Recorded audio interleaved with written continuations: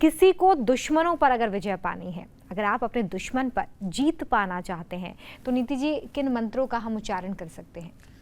देखिए, अपने आप में दशहरा प्रतीक ही विजय का है, धर्म का प्रतीक है, कहीं ना कहीं दुष्टों के संहार का प्रतीक है। हमारे जीवन में हमें कई प्रकार की विपत्तियां मिलती हैं, कई प्रकार के शत्रु मिलते हैं। कभी वो परिवार में होते हैं, कभी वो कोर्ट कचहरी के हमारे मामले, कई बार लीगल हमें प्रॉब्लम्स आ जाती हैं, वो हमारे शत्रु बनते हैं। कभी धन का अभाव हमारा शत्रु बनता है, कहीं प्रेम का अभाव हमारा शत्रु बनता है, कहीं भावों का अभाव हमारा शत्रु बनता है, कहीं पे रोग हमारे शत्रु बनते हैं। तो जीवन में बहुत से शत्रुओं का एक प्राणी को उसका सामना करना पड़ता है, लेकिन अपने तपोबल से, अपने कर्म से वो इन शत्रुओं पे विजय पाता है। मंत्रों को बहुत ज़्यादा स्थान मिलता है अध्यात्म में, क्योंकि मंत्र में एक वायु की ऊर्जा होती है। वायु का मतलब है प्राण। आपकी जो प्राण ऊर्जा है वो वायु से संचालित होती है। उसी वायु को जब आप मंत्रों के द्वारा एनर्जाइज कर देते हैं, चार्ज कर देते हैं, तो अब उस वायु को जब आप श्वास के रूप में ग्रहण करते हैं, तो आपको उसकी पावर जो है, कहीं ना कहीं आप उसको अपने शरीर के अंदर लेते हैं। मान लीजिए आपको बहुत शत्रु परेशान कर रहे हैं, तो अपराजिता माता की अगर आप मंत्रों का जाप करें, ओम अपराजिताय नमः, ये 108 बार इस मंत्र का आप या तो रुद्राक्ष की माला के ऊपर जाप करें या मानसिक भी अगर जाप करते हैं, तो निश्चय रूप से आपको अपने हर क्षेत्र में जीत मिलती है, विजय मिलती है। साथ साथ अगर किसी के कोर्ट केसेस हैं, मंत्रों के साथ साथ कुछ छोटे छोटे उपाय भी होते हैं जो आपको करने चाहिए। मसलन अगर आपके कोर्ट केस और आपकी तारीख कोर्ट की आई हुई है, तो मुंह पे आप 3 काली मिर्च और थोड़ा सा शक्कर रख के घर से पहला कदम आप बाहर निकाल के निकलें।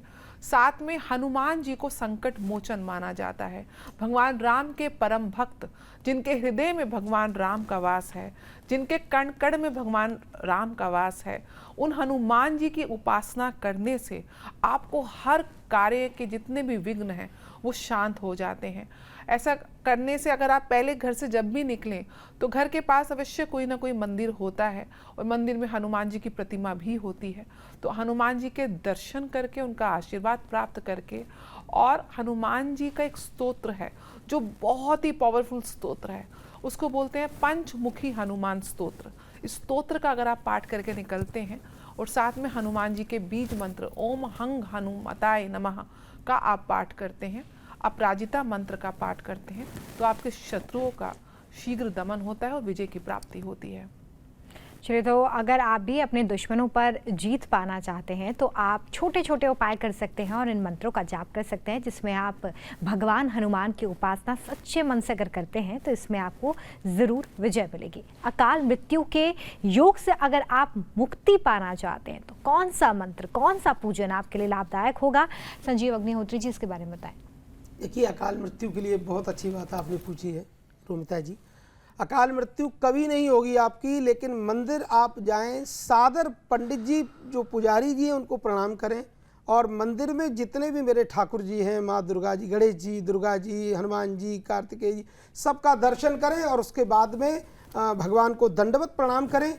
और दंडवत प्रणाम करने के बाद मंदिर का जो चरणामृत जो पंडित जी देते हैं, तो मंत्र बोलते हैं अकाल मृत्यु हरणम सर्वव्याधि विनाशनम विष्णुपादोदकम पीत्वा पुनर्जन्म न विद्यते।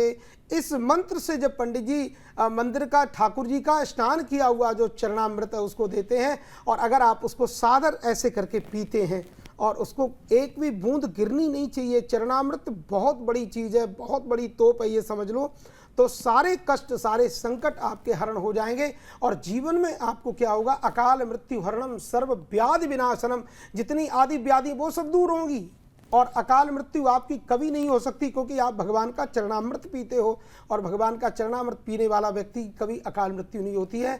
और जब भी कभी बाहर निकलें और शत्रु यदि परेशान करते हैं, तो एक रामायण जी की चौपाई है सुंदरकांड की, तो वो पढ़कर जब निकलते हैं तो कभी आपको कोई रास्ते में कठिनाई जीवन में नहीं आएगी और आपके सारे मार्ग भगवान प्रशस्त कर देंगे। जाके सुमिरन तेरे पुनाशा नाम सत्य घन वेद प्रकाशा, ये चौपाई पढ़ के निकलें।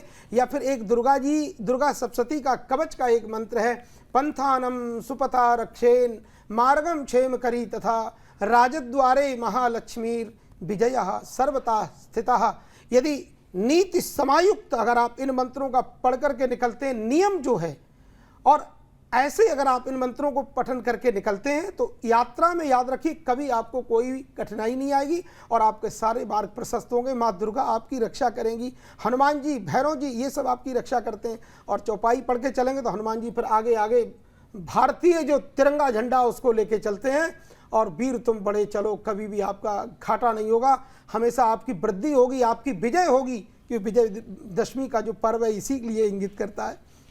जी चलिए, तो देखिए, अकाल मृत्यु के योग से अगर आप बचना चाहते हैं तो ये मंत्र है, ये पूजन है, जिसके बारे में संजीव अग्निहोत्री जी ने आपको बताया, तो ज़रूर आप इसे याद रखें, इसका अनुसरण करें। जाहिर तौर पर आपको इसका लाभ ज़रूर होगा।